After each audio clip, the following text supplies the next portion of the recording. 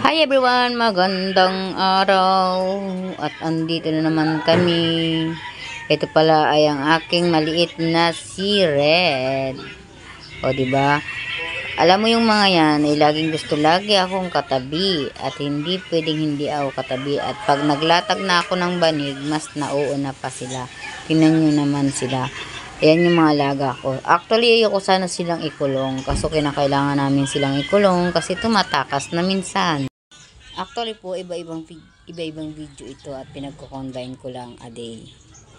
Nakakatuwa lang kasi may mga ganito akong cat.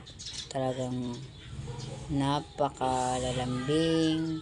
Tapos kulang na lang talaga na utos-utusan ko. At naman yan, oh, ginaganyan-ganyan ko sila. Pero ang lalambing yan. Never nila akong kinagat. Pag ikikis ko sila, hindi sila nagre-reklamo. O, diba? Lalo na si Green. Ayan. Si Pink, si Violet. Ito yung mga style nila sa akin. At nakakatuwa kasi lahat sila malalambing. Tingnan mo naman si Yellow. Nag-iinarte. Kasi naiinggit siya kasi lagi ko na lang katabi si Green at si Pink. Actually, kailangan ko silang ikulong kasi nga sila-silang magkakapatid ay nagbabarakuhan or nagbababaan. Excuse me. Ayun na nga guys. 'Di ba? Makikita nyo nga dito si Winwin nagpapadide. Kasi naman kahit malalaki na yung mga baby niya, gusto pa rin niya nagdididi. Actually for 5 months nagwala yung mga baby nila, yung mga baby niya na dumidi. Nakakatuwa, 'di ba? Pero kailangan iwalay ko na yung mga baby kasi kawawa naman. So mag-suggest po kayo sa akin kung anong pwede kong ipagata sa aking mga alaga na pusa. Kailangan nila talagang ayan na.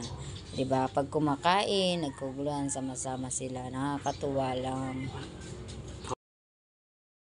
Siya nga po pala, pasensya na po kayo kung mga payat ang aking mga alaga, lalo na po yung mommy cat payat. Kasi po si Winwin po kasi 5 po yung dumididi sa kanila. At syempre nga pala, ang mga pusa ko ay mahilig yan uminom sa CR. Puro sa CR sila umiinom. Ayan na. So gabi na naman, so tulugan na naman kami. Ayan nga pala si Violet. So, diba, tutulog na naman nga kami. At nakakatuwa nga lang. Tingnan nyo naman. Sleeping Beauty na rin si Red. Si Red nga pala yan. O, diba, tulog, nakangiti pa. O, diba, katabi nga niya pala yung 5 cat. O, diba, gusto nila kasi ganyan, sama-sama sila. Nakakatuwa, diba, mas nauuna pa sila talagang matulog kasi sa akin. O, diba, si Red ngirit na ngirit.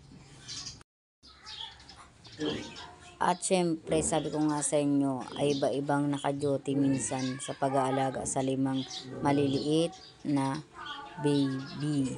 Pagpasensya nyo lang aking mga background kasi napakaingay na ang mga background kasi napakadami namin dito. At siya nga pala, habang binaboice over ko nga ito, ay nandito nga pala ako sa Pampanga at late post na nga pala are.